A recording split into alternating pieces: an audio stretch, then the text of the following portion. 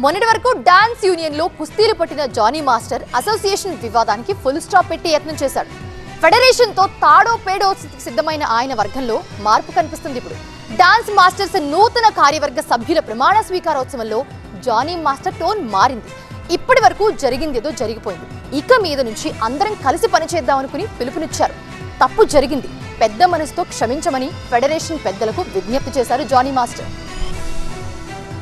Dancers association లో నెల రోజులకు పైగా జరిగిన ఫైటింగ్ సీన్లు వర్గపోరు ముగిసినట్టే కనిపిస్తున్నా ఇంకా ఎక్కడో గ్యాప్ ఉన్నట్టు తెలుస్తోంది. కొత్తగా ఎన్నికైన కార్యవర్గ ప్రమాణ స్వీకారోత్సవ కార్యక్రమంలో శేఖర్ మాస్టర్ లాంటి డాన్సర్లు లేకపోవడం ఈ అనుమానాలకు ఆజ్యం పోస్తోంది. ఓటింగ్ లో పాల్గొనని మెజారిటీ సభ్యులు కొత్త కమిటీని అంగీకరిస్తారా లేదా అన్న చర్చ సాగుతుంది. మా అసోసియేషన్లో చాలా వరకు మేమంతా ఒకటే ఉన్నాం.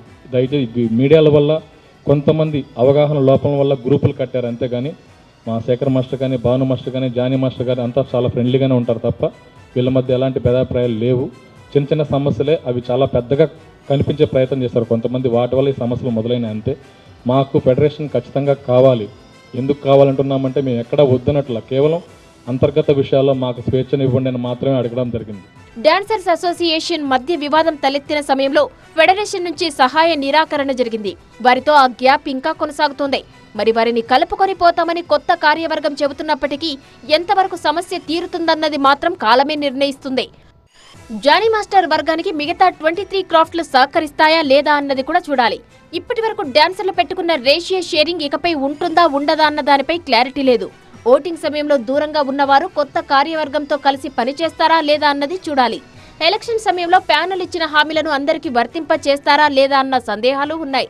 ఆ రోజు నేను జీబీలో వెళ్ళిపోయినా కూడా మళ్ళీ ఎందుకు వచ్చానంటే, ఎంత కొట్టుకున్నా, ఎంత తిట్టుకున్నా, ఎంత అరుచుకున్నా ఇది నా యూనియన్, మధ్యలో వదిలేసి వెళ్ళిపోకూడదు.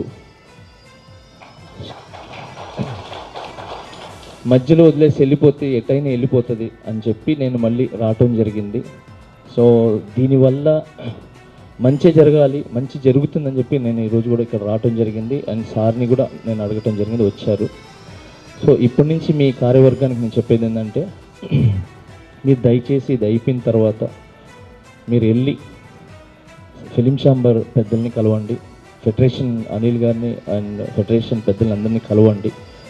కలిసి 24 క్రాఫ్ట్స్కి కూడా మీరు 23 క్రాఫ్ట్స్ కూడా ఒక లెటర్ ద్వారా ఒక మంచి విషయాన్ని పంపించి మేమందరూ కలిసి పనిచేద్దాము. మమ్మల్ని తెలుసో తెలియకుండా మంచో చెడో జరిగింది, అనిల్ అన్న గారు మీరే ముందుకొచ్చి మమ్మల్ని క్షమించి మా యూనియన్ని ముందుకు తీసుకువెళ్ళాలని, 24 క్రాఫ్ట్స్ ముందుకు తీసుకురావాలని మనస్ఫూర్తి కోరుకుంటున్నానని జన.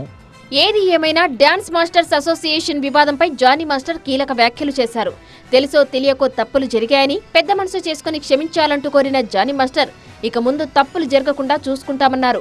కొత్త కార్యవర్గ సభ్యులు, ఫెడరేషన్, ఫిలిం ఛాంబర్ పెద్దలతో పాటు 23 క్రాఫ్ట్ వారిని కలిసి వినతి పత్రం సమర్పించాలని సూచించారు. ఛాంబర్కి అండ్ డాన్సర్స్ మన ఫెడరేషన్కి అధినేతలకు చెప్పేది ఏంటంటే, డాన్సర్స్ యూనియన్ని కలుపుకొని వెళ్ళండి. తెలుసో తెలియకుండా ఏమైనా తప్పులు చేసి ఉంటే క్షమించండి, మీ బిడ్డలుగా మమ్మల్ని దగ్గర తీసుకోండి. Thank you so much.